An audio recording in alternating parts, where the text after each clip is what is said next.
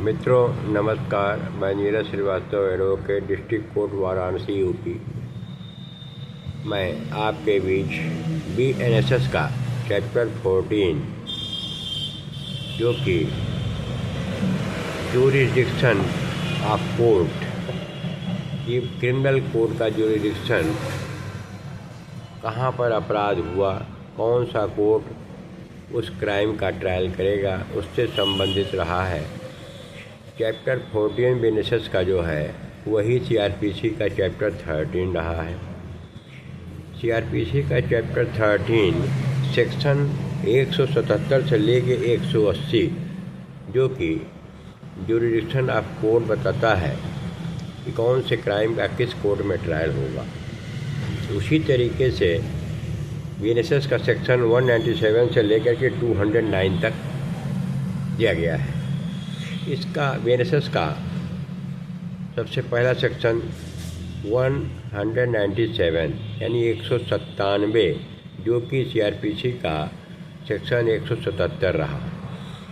Trial का jurisdiction the criminal courts in inquiries and trial. Inquiry और trial दोनों की बात है। इंक्वायरी का मतलब है कि चार्जशीट आ गई, चार्ज नहीं बना है, चार्ज बनने तक, चार्जशीट फाइल होने से लेकर के चार्ज बनने तक इंक्वायरी, चार्ज बनने से लेकर के जजमेंट होने तक ट्रायल। अब इन दोनों इंक्वायरी और ट्रायल करने वाले कोर्ट का ज्यूरिडिक्शन क्या होगा, इसका पहला सेक्शन 197 यानी 197 BNSS का है, 177 CRPC का है। जनरल प्रिंसिपल रूल यही है कि जो क्राइम जहाँ पर घटेगा उसी स्थान की अधिकारिता वाले ज्यूरिडिक्शन वाले कोर्ट में ट्रायल होगा। 197 यानी 177 CRPC केवल यही बात प्रिंसिपल बताता है कि जो अपराध जिस स्थान पर घटा वह स्थान जिस कोर्ट के अधीन आ रहा होगा, ज्यूरिडिक्शन के अंतर्गत होगा, वही मजिस्ट्रेट उसका ट्रायल करेगा। मजिस्ट्रेट ही ट्रायल शुरू करता है। माना कि अगर ट्राइबल वाइसेशन है तो कमिटल का काम भी मजिस्ट्रेट का है। 207 208 CRPC जो हम लोगों की थी कि जो पुलिस रिकॉर्ड वगैरह आया उसको देने के बाद में 209 CRPC में कमिटल करने की बात है। अगर ट्राइबल वाइसेशन है तो 207 CRPC 208 पेपर वगैरह देने के बाद मुल्जिम को 209 में कमिटल कर दी जाती थी। तो ट्रायल कौन लेगा? वही मजिस्ट्रेट शुरू करेगा इसके कोर्ट में जिसके ज्यूरिडिक्शन में वह अपराध घटा है। पहला तो ये हो गया। फिर आता है 198 BNSS का है और 178 CRPC का रहा है। इसमें ये कहा गया कि कुछ अपराध जैसे कॉन्टिन्यूएंस में हों, अंशतः किसी एक स्थान पर हों, अंशतः किसी अन्य स्थान पर हों, तो उनमें से केवल प्रिंसिपल बेसिक यही है, किसी भी स्थान पर, किसी भी स्थान वाले ज्यूरिडिक्शन वाले कोर्ट में उस मुकदमे का इंक्वायरी ट्रायल हो सकता है। माना अपहरण, किडनैपिंग, एब्डक्शन किसी स्थान से हुआ, काफ़ी दूर तक ले जाया गया, बीच में बहुत से स्थान पड़े और अंत में कहीं पर उसकी हत्या कर दी जाती है।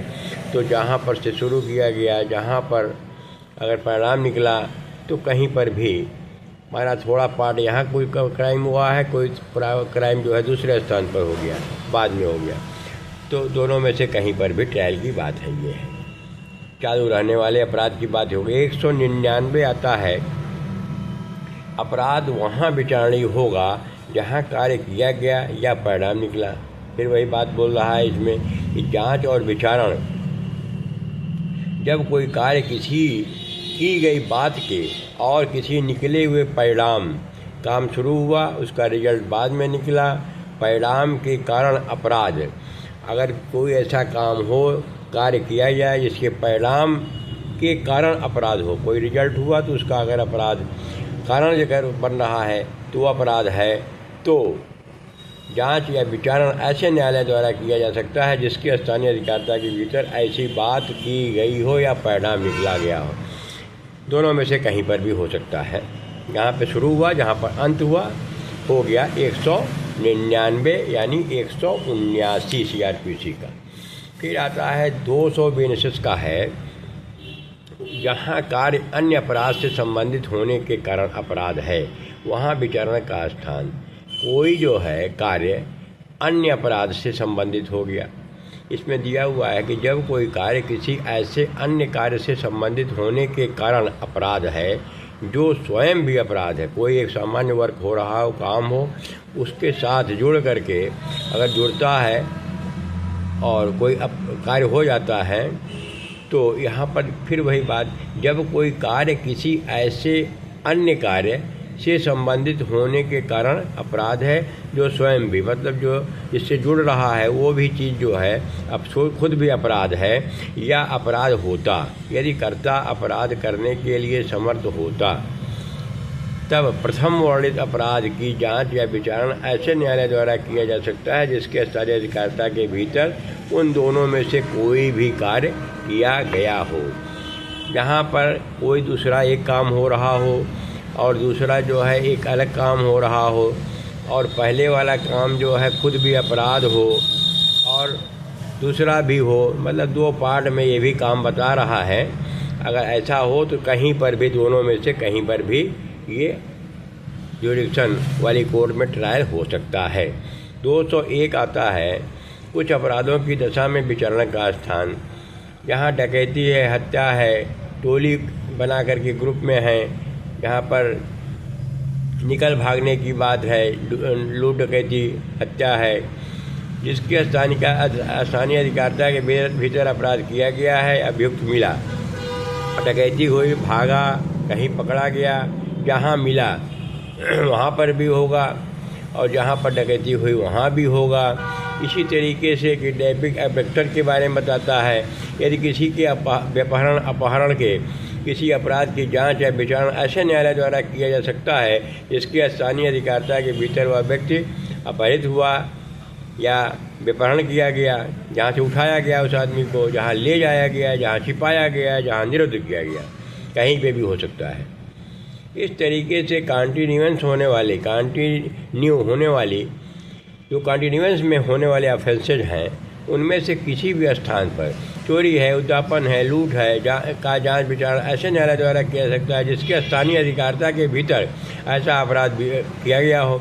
चुराई हुई संपत्ति को अपराध का विषय है, जहाँ से चुराई गई, जहाँ ले जाया गया, जहाँ छिपाया गया, किसी भी कोर्ट में इसके ज्यूरिडिक्शन में हो रहा हो, इतने अपराध हुए अलग अलग, वो किसी भी ज्यूरिडिक्शन वाले कोर्ट में उसका ट्रायल, इंक्वायरी ट्रायल होगा।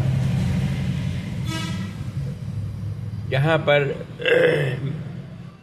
न्यास भंग है, 406 IPC वगैरह का था, 400 नहीं 420 वगैरह जहाँ है, मिस एप्रोप्रिएशन है, और जहाँ पर उसका जांच विचारण, जैसे जहाँ पर उसके साथ चीटिंग हुई, धोखाधड़ी हुई, जहाँ से शुरू हुआ, जो विषय वस्तु जहाँ रही है, जिस प्रॉपर्टी को लेकर उसके साथ 406 न्यास भंग किया गया है, ब्रीच ऑफ ट्रस्ट किया गया है, उसमें से किसी के साथ भी उसका किसी भी ज्यूरिडिक्शन वाले कोर्ट में उसका ट्रायल हो सकता है। इस तरीके से अलग अलग ये पावर दे दिया गया है। अब आता है सेक्शन 202 BNSS का है कि इलेक्ट्रॉनिक संसूचना इसमें शब्द जोड़ा गया है। पहले था पत्रों आदि द्वारा किए गए अपराध, अब इसमें इलेक्ट्रॉनिक संसूचना जोड़ दी गई है, जो कि CRPC का सेक्शन 182 है।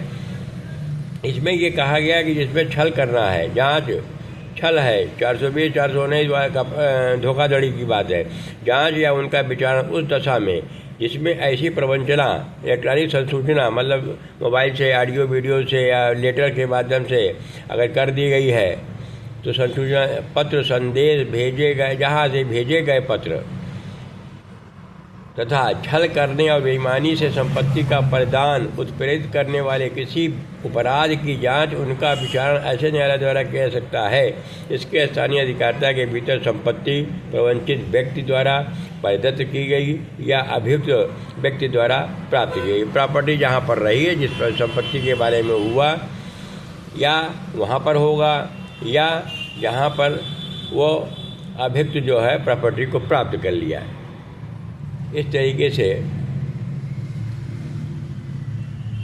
इसमें यह बताया गया कि अगर मान लिया कि लेटर वगैरह के माध्यम से ऑडियो वीडियो से किसी के साथ धोखाधड़ी होती है किसी संपत्ति के बारे में, तो जहाँ संपत्ति है वहाँ होगा, जहाँ से किया वो पाएगा, जहाँ प्रॉपर्टी जहाँ पर अपने नाम से करा लेता है धोखाधड़ी देके, वहाँ पर दोनों में से कहीं पर भी इसका मुकदमा करने की बात है, ट्रायल की बात है। फिर आता है इसमें जो है उसी तरीके से है विवाह संबंधित है, 494 वगैरह वाला जो था बायगामी वगैरह का होगा, इसमें सेक्शन 82 नया आ गया है। अगर ऐसी बातें हैं तो जहाँ पर जो है प्रथम विवाह की अपनी पत्नी या पति के साथ अंतिम बार निवास किया गया हो, जहाँ पर वही इसमें जैसे प्रथम विवाह की पत्नी अपराध के किए जाने के पश्चात अस्था है, मतलब जहाँ पर जो है बायगामी वाली बात है, पहली औरत जो है जहाँ पर रह रही हो, जहाँ पर अंतिम बार निवास की हो, पति पत्नी रहे हों, उनमें से कहीं पर भी वो अपना बायगामी वगैरह का मुकदमा 494 IPC जो था उसका मुकदमा फाइल कर सकती है। और ये सेक्शन 182 रहा है, जो कि इसका जो है 202 है, इसका बारे में ये बताया। फिर आता है सेक्शन 203 जो कि बीएनएसएस का 203 है और CRPC का 184 है। ये बताता है कि यात्रा या जलयान या किसी में से किसी अपराध, जैसे ट्रेन चल रही हो, जलयान चल रहा हो, नाव चल रही हो, उसमें से वो नाव जलयान है, ट्रेन है, बस है, कई स्थानों से होकर गुजरेगी और उस नाव है, ट्रक है, जलयान है, ट्रेन है, बस है, उसमें से बराबर अपराध होते हुए चले जा रहे हैं और वो जो है ट्रेन, बस, जलयान कई स्थानों से होकर के गुजर रही है, कई जुरिडिक्शन वाली कोर्ट से होकर के गुजर रही हो, तो जहाँ पर भी चाहे रुकेगी वहाँ होगा, या जहाँ पर से जिस कोर्ट के जुरिडिक्शन से होकर गुजरा है वो जहाज़, वो प्लेन, वो जलयान, उसमें से कहीं पर भी उसका ट्रायल होगा। इसमें लोगों को कन्फ्यूजन हो जाता है कभी कभी कि जहाँ पर ट्रेन चल रही है, जहाँ चलते हुए अपराध हो रहा है, उसमें से कोई क्राइम का जुरिडिक्शन बन ही नहीं रहा है, ऐसा कुछ नहीं है।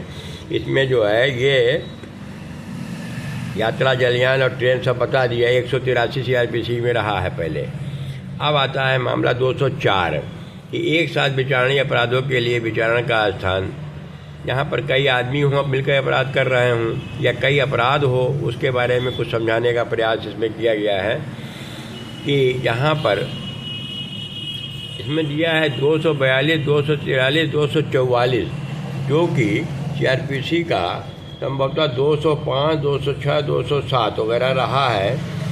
इसमें जो है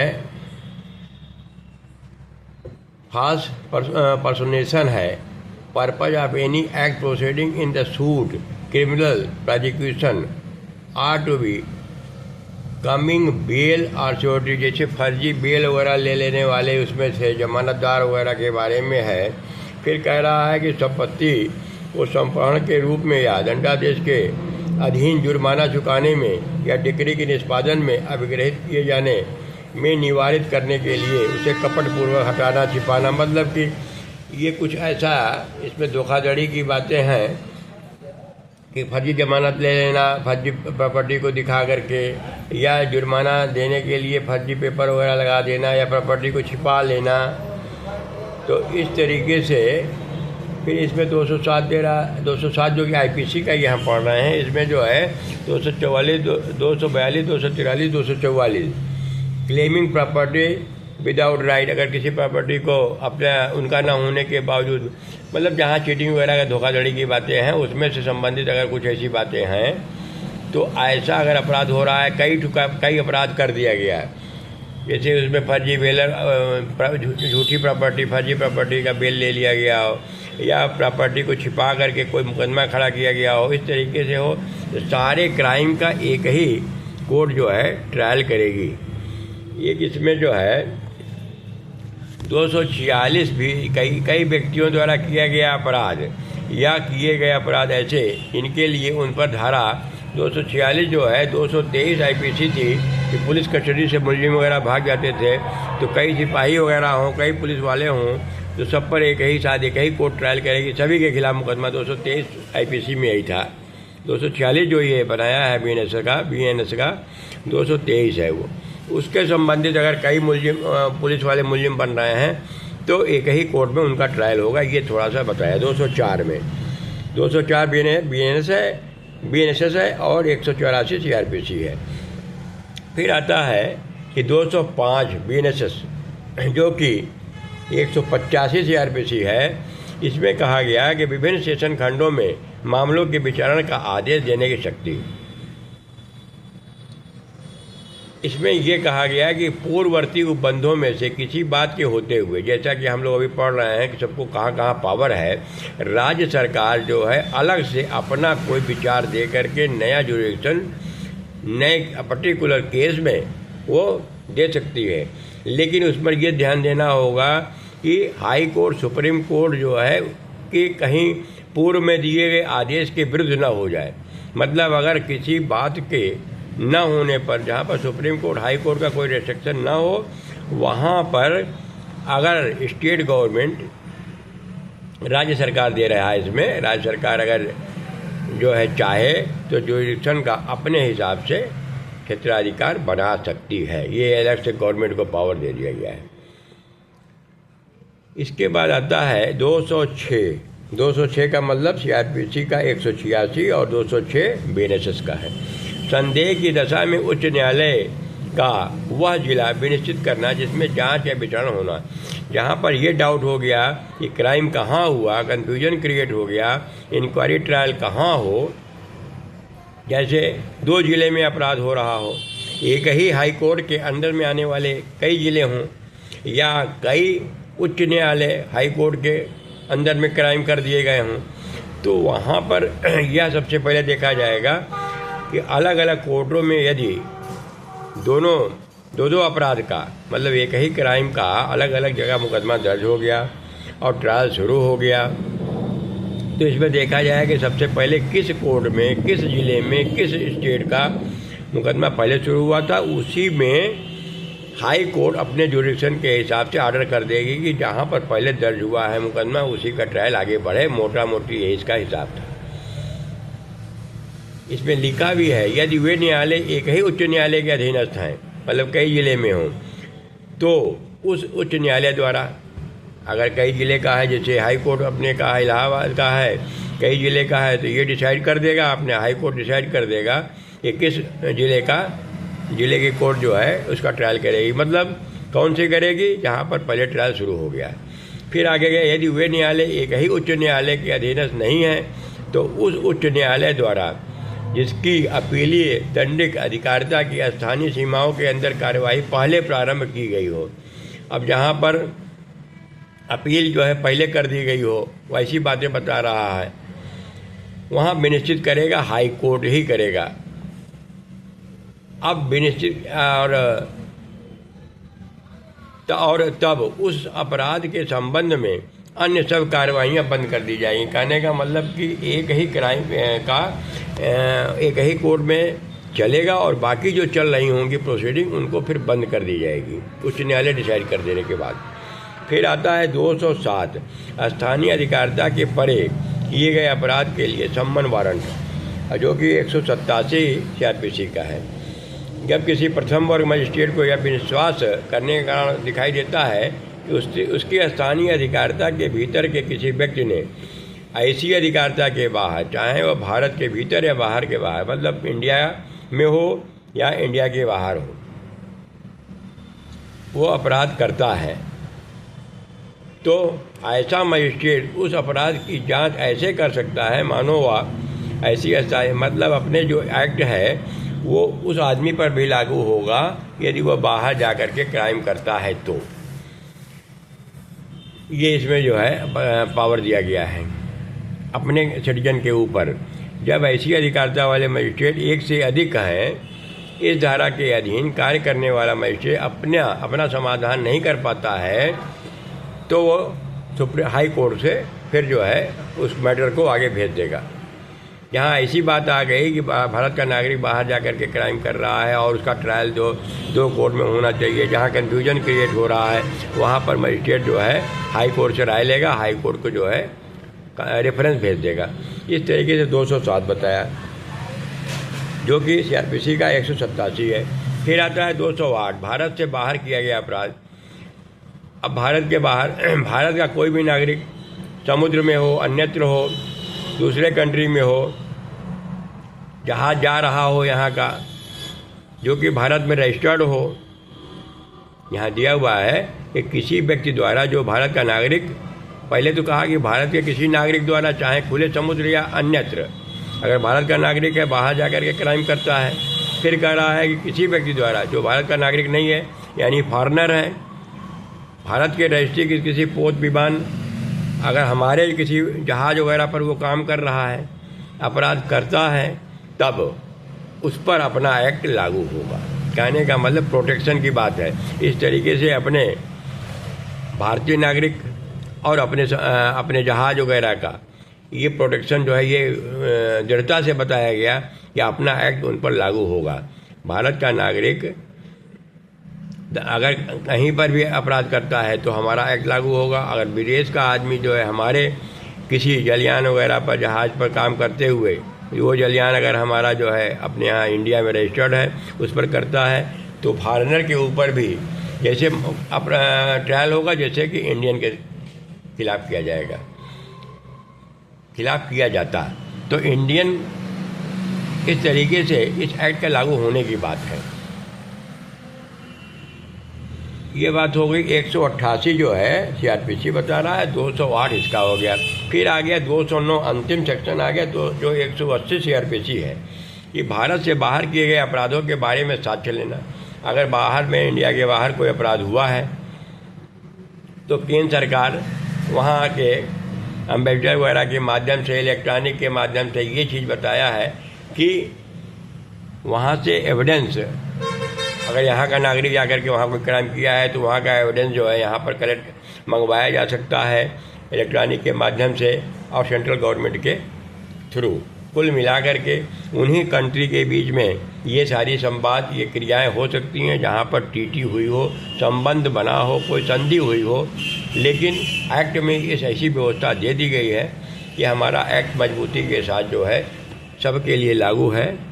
इस तरीके से यह छोटा चैप्टर जुरिडिक्शन के बारे में हम लोगों ने अध्ययन किया। पुनः मैं किसी अन्य टॉपिक पर आपके बीच उपस्थित होऊंगा। तब तक के लिए धन्यवाद, नमस्कार।